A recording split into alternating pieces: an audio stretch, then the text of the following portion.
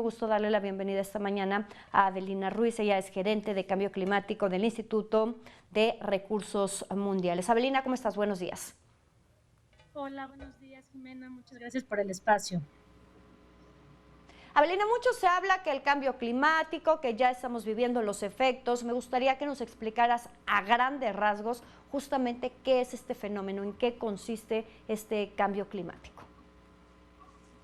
Pues bueno, cambio climático o calentamiento global se refiere sobre todo a los sistemas que a los cambios que vive el sistema climático debido a las actividades de la humanidad.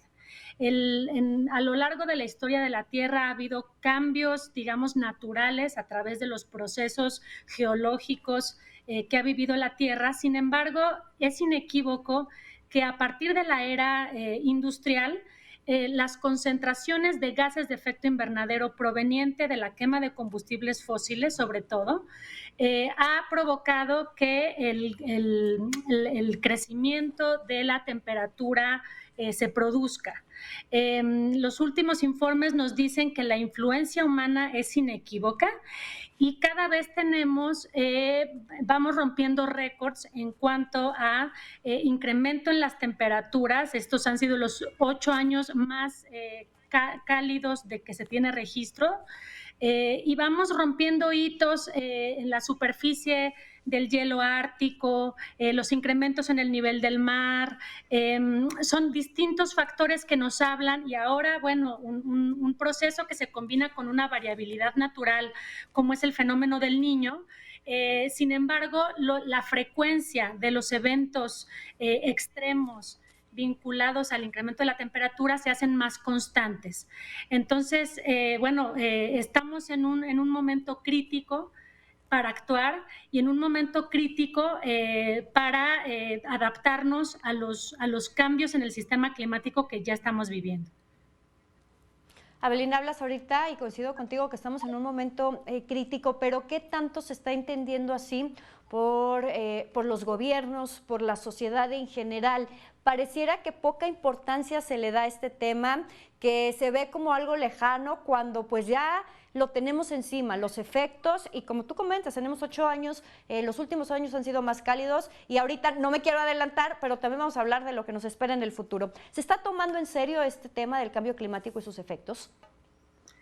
Mira, a nivel de las negociaciones y de los acuerdos entre países, cada vez se refuerza más como una narrativa vinculada a la acción, ¿no? O sea, las COPs, las últimas conferencias de las partes de los países han ido incrementando el lenguaje vinculado a esta emergencia climática. Sin embargo, bueno, tenemos cerca de 95 países que se han comprometido a tener emisiones netas cero al 2050, que es lo que la ciencia nos dice tenemos que hacer para estabilizar el clima. Sin embargo, los financiamientos, los flujos financieros y las estructuras económicas todavía no se han ajustado para responder realmente a una economía y a una sociedad que tenga pocas emisiones de gases de efecto invernadero. Las emisiones siguen creciendo, seguimos rompiendo picos en cuanto a la concentración de gases de efecto invernadero y entonces, bueno, digamos, la narrativa y los acuerdos, y hay muchos países que ya están tomando acción, que se han comprometido. Chile es un ejemplo, por ejemplo, en América Latina, paradigmático. Costa Rica es otro ejemplo.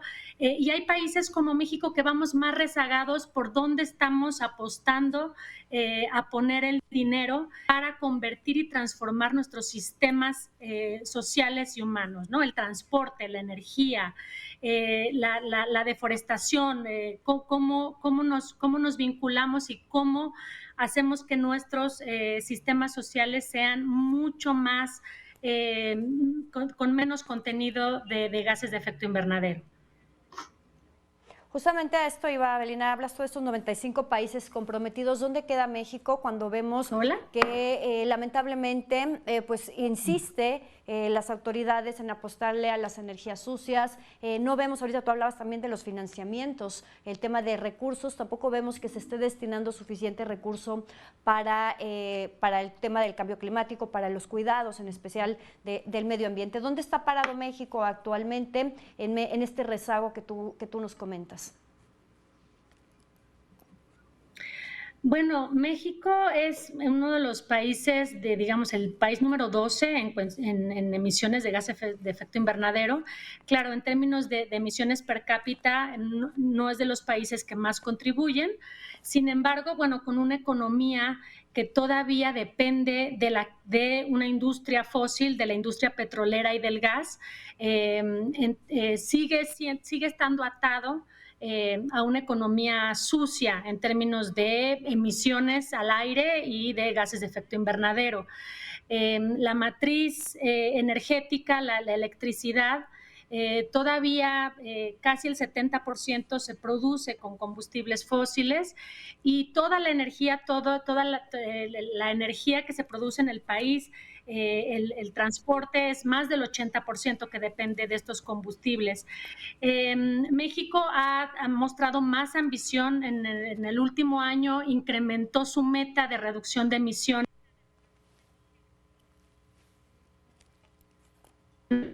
que marca la ciencia. Lo que nos dice la ciencia es que al 2030 tenemos que reducir alrededor del 45% de las emisiones de gases de efecto invernadero que ahora tenemos y al 2050 tenemos que ser emisiones netas cero. Quiere decir que lo que emitimos tiene que ser compensado con lo que absorbemos, pero tenemos que llegar a casi cero de emisiones y no estamos en esa ruta. Entonces, bueno, México está en una disyuntiva de cómo desvincular su desarrollo, de cómo hacer que su economía crezca a partir de una economía mucho más limpia y verde. Ya hay evidencia de que son rentables, la energía renovable tiene costos cada vez más decrecientes, la energía solar, la energía eólica, cada vez es más barata de producir. Y también las soluciones para transformar las ciudades, para hacer sistemas de transporte que sean mucho más limpios, para hacer de las soluciones vinculadas a la conservación de los ecosistemas. Hay pruebas de que es rentable y que es beneficioso para las comunidades y para la población, porque un tema muy importante es que sea una transición que se ajusta para todas las personas. No solamente es un cambio tecnológico, sino es un cambio que favorezca el desarrollo social. Entonces, bueno, México está en esta disyuntiva, esperemos y tenemos como ciudadanos que apostar a pedir, exigir que los próximos candidatos incluyan como eje fundamental la descarbonización de la economía. Nosotros con nuestros comportamientos pues también ser más conscientes de cómo interactuamos, cómo usamos los recursos y cómo platicamos y dialogamos como en estos espacios sobre la crisis que estamos viviendo. Avelina, muchísimas gracias por esta entrevista. Avelina Ruiz, gerente de Cambio Climático del Instituto de Recursos Mundiales. Muchas gracias. Muy